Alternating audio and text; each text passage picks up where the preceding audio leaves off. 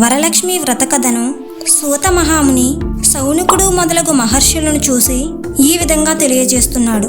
ఓ మునివర్యులారా, స్త్రీలకు సర్వ సౌభాగ్యములు కలుగు ఒక వ్రతమును పరమేశ్వరుడు పార్వతీదేవికి చెప్పెను. దానిని చెప్తాను వినండి. ఒకరోజు కైలాస పర్వతమున పరమేశ్వరుడు తన సింహాసనం మీద కూర్చొని ఉండగా పార్వతీదేవి పరమేశ్వరుడుకు నమస్కరించి, దేవా, లోకంలో స్త్రీలు ఏ వ్రతము చేస్తే సర్వ సౌఖ్యములు పుత్ర పౌత్రాదులను కలిగి సుఖంగా ఉంటారో ఆ వ్రతం గురించి చెప్పండి అని అడగగా పరమేశ్వరుడు ఇలా చెప్పాడు. ఓ మనోహరి, స్త్రీలకు పుత్ర పౌత్రాది సంపత్తులు కలుగజేసడి ఒక వ్రతము ఉంది. దాని పేరు వరలక్ష్మి వ్రతం.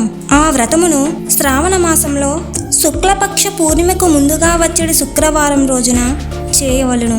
పార్వతీదేవి లోకారాధ్య ఆ వరలక్ష్మి వ్రతము ఎలా చేయాలి, ఏ దేవతను పూజించాలి, పూర్వం ఎవరైనా ఈ వ్రతమును చేశారా, ఈ వివరాలన్నీ చెప్పండి అని అడగగా పరమేశ్వరుడు పార్వతీదేవిని చూసి, ఓ కాత్యాయిని, వరలక్ష్మి వ్రతమును సవిస్తారంగా చెప్తాను వినుము.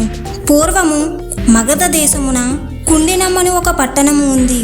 ఆ పట్టణము నిండా బంగారు ప్రాకారములు, బంగారు గోడలు కల ఇల్లు ఉన్నాయి. ఆ పట్టణంలో చారుమతి అను ఒక బ్రాహ్మణ స్త్రీ ఉంది. ఆమె పతినే ప్రత్యక్ష దైవంగా భావించి ప్రతిరోజు ఉదయాన్నే నిద్రలేచి స్నానము చేసి తన భర్తను పుష్పములతో పూజించి ఆ తర్వాత అత్తమామలకు అవసరమైన అన్ని సేవలు చేసి ఇంటి పనులన్నీ ఓర్పుతో చేసుకుంటూ ఉండేది. అందరితోనూ ఎంతో ప్రేమగా మాట్లాడుతూ ఉండేది. ఇంత అనుకువగా ఉన్న ఆ మహాపతివ్రతను చూసి శ్రీ మహాలక్ష్మికి అనుగ్రహం కలిగింది. ఒకరోజు శ్రీ మహాలక్ష్మి చారుమతి కలలో ప్రత్యక్షమై ఇలా చెప్పింది.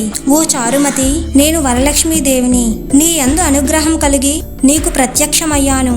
శ్రావణ మాసంలో శుక్లపక్ష పౌర్ణమికి ముందు వచ్చేది శుక్రవారం నాడు నువ్వు నన్ను పూజిస్తే నువ్వు కోరిన వరములను ఇస్తాను అని చెప్పగా అలా ప్రత్యక్షమైన అమ్మవారిని చూసి ఎంతో సంతోషించి చారుమతీదేవి కలలోనే వరలక్ష్మీదేవికి నమస్కారం చేసి, నమస్తే సర్వలోకానాం జనన్యే పుణ్యమూర్తయే శరణ్యే త్రిజగద్వంద్వే విష్ణు వక్షస్థలాయే అని అనేక విధములుగా స్తోత్రం చేసింది. ఓ జగజ్జనని, నీ కటాక్షం కలిగితే జనులు ధన్యులవుతారు, విద్వాంసులవుతారు, సకల సంపన్నులవుతారు. నేను పూర్వజన్మలో చేసిన పుణ్యం వల్ల నీ దర్శనం నాకు కలిగింది అని చెప్పగా శ్రీ మహాలక్ష్మి సంతోషం చెందింది. ఆ వెంటనే చారుమతికి నిద్ర నుండి మెలకువ వచ్చి 4 వైపులా చూస్తే వరలక్ష్మీదేవి కనిపించలేదు. అప్పుడు చారుమతి, ఓహో, నేను కలగంటిని అని అనుకుంది. వెంటనే ఈ విషయమును తన అత్తమామలతోనూ తన భర్తతోనూ చెప్పగా వాళ్ళు ఎంతో సంతోషించారు. ఈ స్వప్నము చాలా ఉత్తమమైనది. వరలక్ష్మీదేవి చెప్పినట్టు నీవు తప్పకుండా ఆ వ్రతము చేయి అని అన్నారు. చారుమతి తన ఇరుగు పొరుగు ఉన్న స్త్రీలతో కూడా ఈ వ్రతం గురించి చెప్పింది. చారుమతి మిగిలిన స్త్రీలందరూ శ్రావణ మాసం ఎప్పుడు వస్తుందా అని ఎదురు చూడసాగారు. వారు ఎంతో ఎదురు చూసినా పౌర్ణమికి ముందు వచ్చేది శుక్రవారం వచ్చింది. ఈ రోజే కదా వరలక్ష్మీదేవి చెప్పిన రోజు అని చారుమతి మొదలైన స్త్రీలందరూ వరలక్ష్మి వ్రతం చేద్దామని నిర్ణయించుకున్నారు. ఉదయాన్నే నిద్రలేచి స్నానము చేసి కొత్త వస్త్రాలను కట్టుకున్నారు.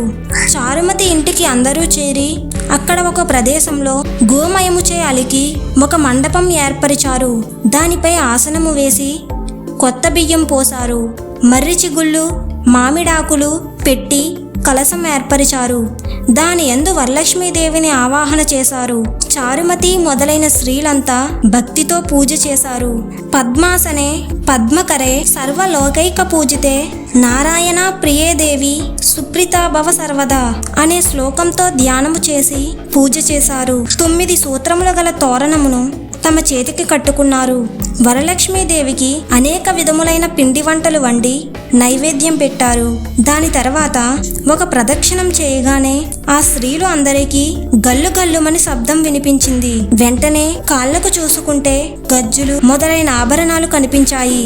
చారుమతి మొదలైన స్త్రీలందరూ వరలక్ష్మీదేవి కటాక్షం కలిగిందని ఎంతో ఆనందించారు. 2వ ప్రదక్షిణ చేయగానే చేతి యందు నవరత్న ఖచ్చితమైన కంకణములు మొదలైన ఆభరణాలు కనిపించాయి. ఇంక 3వ ప్రదక్షిణ చేయగానే ఆ స్త్రీలందరూ సర్వభూషణ అలంకృతులయ్యారు. చారుమతి మొదలైన స్త్రీలు ఇల్లు అన్నీ స్వర్ణమయాలయ్యాయి. ఇళ్ళన్నీ రథగజ తురంగ వాహనాలతో నిండి ఉన్నాయి. చారుమతి ఇంటి నుండి ఆ స్త్రీలను తీసుకొని వెళ్ళటానికి వారి ఇండ్ల నుంచి గుర్రాలు, ఏనుగులు, రథాలు, బండ్లు వచ్చాయి. చారుమతి మొదలైన స్త్రీలందరూ తమకు పూజ చేయించిన బ్రాహ్మణోత్తమునికి గంధము, పుష్పాక్షితలతో పూజించి 12 కుడుములు వాయినమిచ్చి దక్షిణ తాంబూలములిచ్చి నమస్కరించారు. బ్రాహ్మణోత్తములచే ఆశీర్వాదం పొందారు. వరలక్ష్మీదేవికి నైవేద్యంగా పెట్టిన పిండి వంటలను బంధుమిత్రులతో తిని తమ కొరకు వచ్చిన గుర్రములు, ఏనుగులు మొదలైన వాహనములు ఎక్కి తమ ఇండ్లకు బయలుదేరారు. వారు వెళ్తూ వెళ్తూ చారుమతి భాగ్యమును వారి భాగ్యమును చెప్పుకుంటూ వెళ్లారు. చారుమతీదేవికి వరలక్ష్మీదేవి తనంతట తానే స్వప్నంలో ప్రత్యక్షమైంది. చారుమతి ఎంత అదృష్టవంతురాలో అని అనుకున్నారు. వారంతా చారుమతి వల్లనే కదా మనకి ఇంత మహాభాగ్యం కలిగింది అని అనుకుని తమ ఇండ్లకు వెళ్ళిపోయారు. ఇలా చారుమతి మొదలగు స్త్రీలందరూ ప్రతి సంవత్సరము ఈ వ్రతము చేసి పుత్ర పౌత్రాభివృద్ధి కలిగి ధనకనక వస్తు వాహనాలతో కూడుకుని సుఖ సంతోషాలతో జీవిస్తున్నారు. కావున ఓ పార్వతి, ఈ ఉత్తమమైన వ్రతమును చేస్తే సర్వ సౌఖ్యములు కలిగి సుఖ సంతోషాలతో ఉంటారు. ఈ కథను విన్నవారికి, చదివిన వారికి వరలక్ష్మి ప్రసాదం వలన సకల కార్యాలు సిద్ధించును అని అన్నాడు పరమేశ్వరుడు. సూత మహాముని, సౌనికుడు మొదలైన మహర్షులతో విన్నారు కదా పరమేశ్వరుడు పార్వతీదేవికి చెప్పిన వరలక్ష్మి వ్రత కథ అని అన్నాడు.